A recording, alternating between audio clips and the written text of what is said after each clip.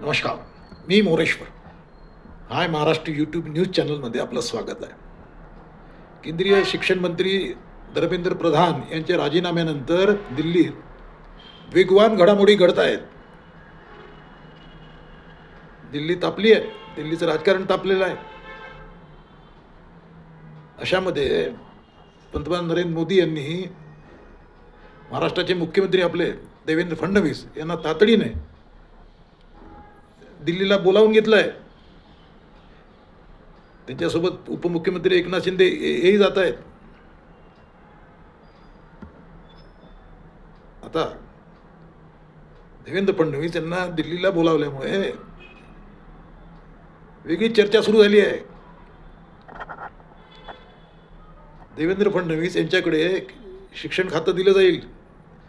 देवेंद्र केंद्रीय शिक्षण मंत्री होतील. धर्मेंद्रच्या जागी देवेंद्र येतील. धर्मेंद्र जातील आणि देवेंद्र येतील, अशी ही चर्चा आहे. आणि मोदींनी तातडीने बोलावल्यामुळे या चर्चेला एक नवा रंग चढला आहे. त्यात संजय राऊत यांचं विधान जोरदार चर्चेत आहे. संजय राऊत यांनी म्हटलं आहे की बाबा देवेंद्र फडणवीस यांना केंद्रीय शिक्षण मंत्रीपद दिलं जाऊ शकते. त्यामुळे तसं शक्य आहे का? कारण तसं झालं तर मग महाराष्ट्राचं काय? कारण महाराष्ट्राच्या राजकारणावर देवेंद्र फडणवीस यांची जबरदस्त पकड आहे. आणि जर देवेंद्र दिल्लीला गेले तर महाराष्ट्रात एकनाथ शिंदे यांच्याकडे मुख्यमंत्रीपद जाईल. आणि शिंदे त्याची वाट पाहत आहेत. शिंदेची महत्वाकांक्षा संपलेली नाही. त्यासाठी त्यांनी फोडाफाडी केली, त्यासाठीच केली. आपण मुख्यमंत्री होऊ अशी अजूनही त्यांना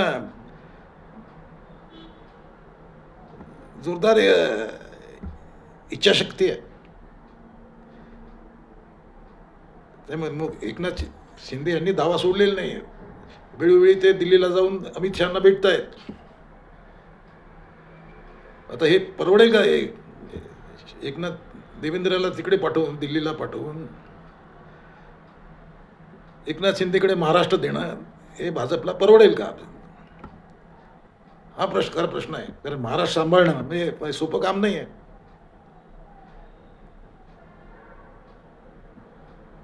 ते तर ते देवेंद्रच आहेत की त्यांनी व्यवस्थित ते सर्वांना सांभाळून घेतलं होतं. पण एक नक्की आहे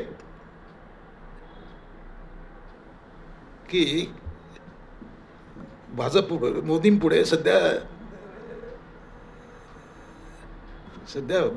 टेन्शन आहे आणि त्यांना एकाची निवड करावी लागेल. आता हे धर्मेंद्र प्रधान हे संघ परिवारातले होते.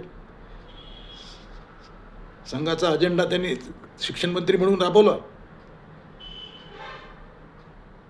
आता मोदींना असाच माणूस पाहिजे शिक्षण मंत्री म्हणून, जो संघाचा अजेंडा चालवेल. आणि त्या क्वालिफिकेशनमध्ये देवेंद्र फडणवीस हे फिट बसतात. देवेंद्र हुशार आहेत, कार्यकुशल आहेत, उच्च विद्या विभूषित आहेत. प्रश्नांची त्यांना जाण आहे, देशाच्या प्रश्नांची जाण आहे. त्यामुळे हे सर्व पात्रता पाहिली तर देवेंद्र फडणवीस यांच्याकडे शिक्षण मंत्रीपद मोदी देतील. कारण संघाचा अजेंडा मोदींना राबवायचा आहे. मग तसं झालं तर धर्मेंद्र जाणार आणि देवेंद्र येणार का? आणि त्यामुळे जे राजकीय बदल होतील, राजकीय वातावरणात जे बदल होतील ते भाजपला परवडणार आहे का? महाराष्ट्रात किमान केंद्रीय मंत्रिमंडळात विस्तार होणार अशी ही चर्चा फार आधीपासून सुरू आहे. देवेंद्र फडणवीस यांना दिल्लीला पाठवलं जाणार ही चर्चा सुद्धा नवीन नाही. जुनी आहे. प्रत्येक वेळी चर्चा होते पण पुढे काही होत नाही. केंद्रीय मंत्रिमंडळाचा विस्तार फार आधीपासून पेंडिंग आहे. संसदेचं अधिवेशन सध्या सुरू आहे. त्यामुळे ते आटोपल्यानंतर केंद्रीय मंत्रिमंडळाचा मोठा विस्तार नाही, मोठे फेरबदल केले जातील. अनेकांना डच्चू दिला जाईल, अनेकांना घरी पाठवलं जाईल.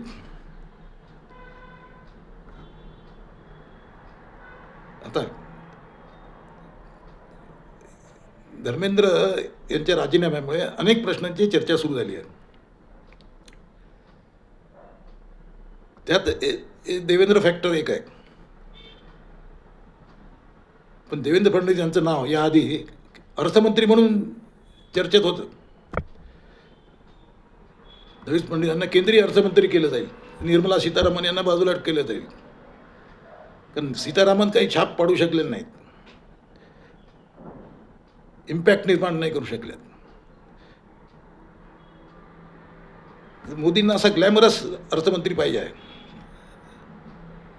त्यामुळे अर्थमंत्री की शिक्षण मंत्री असा जर पेस आला तर अर्थमंत्री म्हणून देवेंद्र फडणवीस अधिक चांगल्या पद्धतीने काम करू शकतात, रिझल्ट देऊ शकतात अर्थमंत्री म्हणून देशाला. आता सर्व ते मोदींवर आहे, मोदी काय निर्णय करतात. पण मला तरी वाटतं की आता देवेंद्र फडणवीस यांना दिल्लीला पाठवलं जाणार नाही, किमान शिक्षण मंत्री म्हणून तरी नाही. हां, अर्थमंत्री म्हणून त्याचा विचार फार आधीपासून सुरू आहे आणि तो कधीही होऊ शकते. तुम्हाला काय वाटते? कॉमेंट करा. नमस्कार.